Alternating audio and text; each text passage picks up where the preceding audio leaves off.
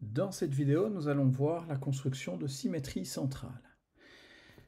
Qu'est-ce que ça veut dire construction? Ça veut dire transformation directe. Donc j'ai une figure, un centre, et je veux construire une image. Et puis transformation indirecte, c'est-à-dire que j'ai une figure et son image, et puis j'aimerais trouver le centre. Commençons donc par la transformation directe. Donc j'ai une figure, j'ai un centre, et j'aimerais construire l'image de cette figure par la symétrie centrale. Pour ça, c'est assez facile. On va commencer par tracer, alors je vais le faire que pour A, puis après je vous montrerai pour les autres points, les droites, donc passant par A, et le centre O. Donc je devrais faire pareil pour les autres, je le ferai tout à l'heure. Et puis maintenant, je vais reporter la longueur OA de l'autre côté de O. Donc je prends cette longueur, hop, et je la reporte de l'autre côté, et j'ai mon point A' qui se trouve ici. Alors, je vais effacer ça pour qu'on voit mieux. Voici mon point A'. Pour B, donc je fais pareil.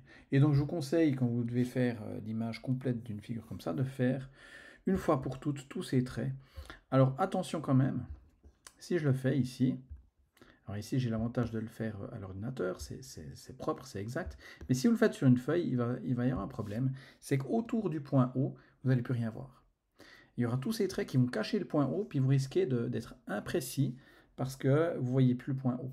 Donc moi, ce que je vous conseille, c'est de, quand vous tracez vos droites, de lever le crayon à l'approche du point O. Donc juste faire pas la droite complète, mais effacer en fait, ne pas passer près du point O.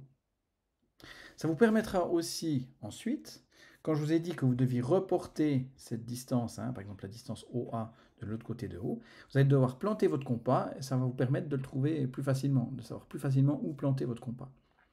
De même, en traçant toutes les droites d'un coup et ensuite en une seule fois, donc en plantant une seule fois le compas, de reporter tous les points des autres côtés, vous évitez de planter donc plusieurs fois le compas et d'agrandir le trou, puis finalement d'avoir quelque chose à nouveau d'imprécis.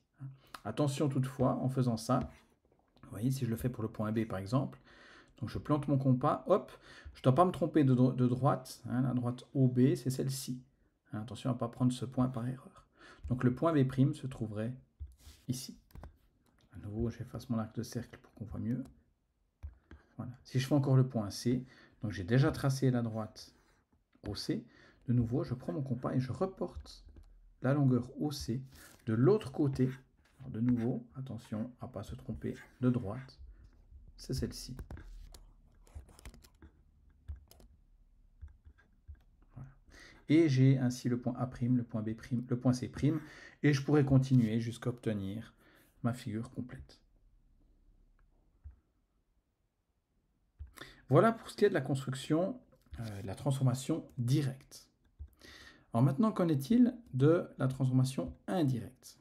C'est-à-dire, si je donne l'image et la figure, et que je veux retrouver le centre de la symétrie. Alors là, c'est particulièrement simple. Il suffit, et attention à ne pas confondre ça avec la rotation, qui elle est plus délicate, plus longue. Il suffit de relier, par exemple, A et A', et puis B et B', et puis allez, pour être sûr, par exemple ici, D et D', et puis on trouve que ces droites se coupent en un point. Ce point, c'est le centre de la symétrie centrale.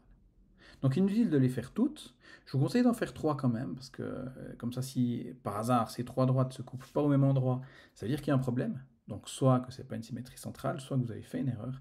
Et comme ça, avec un point supplémentaire, on est capable de retrouver le bon centre de la symétrie.